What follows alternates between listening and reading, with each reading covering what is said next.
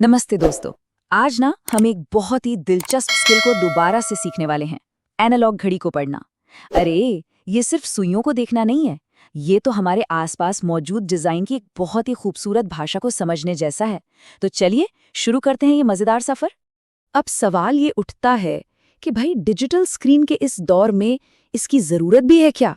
अरे बिल्कुल है, क्योंकि देखिए, एक एनालॉग घड़ी सिर्फ टाइम बताती नहीं है, वो टाइम को दिखाती है।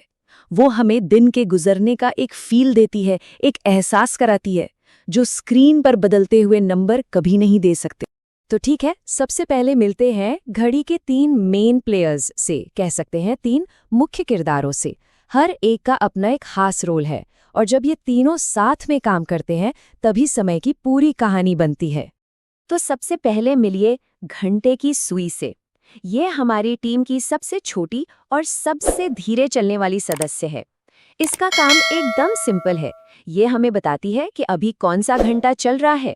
तो जब भी घड़ी देखें, शुरुआत हमेशा इसी से होती है। और हमारा दूसरा किरदार है मिनट की सुई। ये घंटे वाली सुई से थोड़ी लंबी और जरा तेज चलती है। इसका काम है कहानी में और डिटेल्स डालना। मतलब ये बताती है कि उस घंटे के कितने मिनट गुजर चुके हैं। और आखिर में है टीम की सबसे फुर्तीली प्लेयर, सेकंड की सुई। ये जो पतली सी सुई है ना, जो टिक टिक करके भागती रहती है, ये हर 60 सेकंड में एक पूरा चक्कर लगा लेती है। ये हमें हर पल का एहसास कराती है। वैसे आज के लिए हम अपना पूरा ध्यान पहली 2 सुइयों यानी घंटे और मिनट वाली सुई पर ही रखेंगे। तो अब जब हम इन किरदारों को जान चुके हैं, तो चलिए पहला लेवल पार करते हैं, और वो है पूरे घंटे को पढ़ना। यकीन मानिए, ये सबसे आसान हिस्सा है और इसे सीखने में मजा भी बहुत आता है।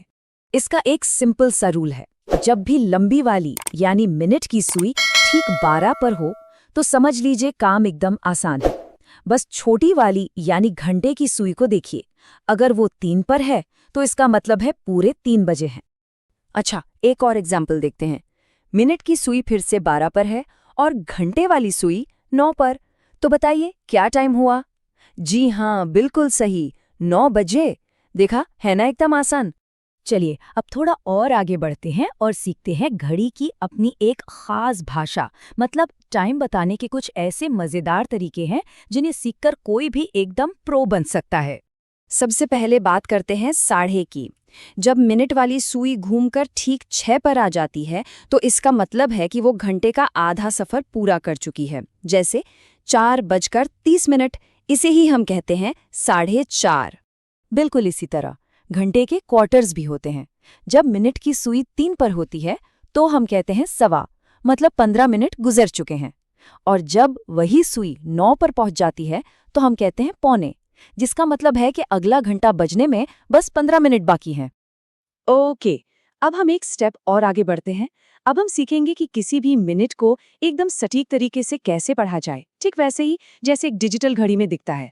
मिनट पढ़ने के लिए ना एक बहुत ही आसान सी ट्रिक है, और वो है 5 का पहाड़ा। बस ये याद रखना है कि घड़ी पर जो भी नंबर लिखा है वो 5 मिनट के बराबर है। जैसे 1 का मतलब है 5 मिनट, 2 का मतलब 10 मिनट, 3 का मतलब 15 मिनट, और ये ऐसे ही चलता रहता है। इसको याद रखने का एक सिंपल सा 3 स्टेप का फॉर्मूला है। स्टेप 1, देखो कि मिनट वाली सुई किस नंबर पर है। स्टेप 2, उस नंबर को 5 से मल्टीप्लाई कर दो यानी गुणा कर दो। और स्टेप 3, बस हो गया काम, आपको एकदम सही सही मिनट पता चल गया। चलो इसको ट्राई करके देखते हैं।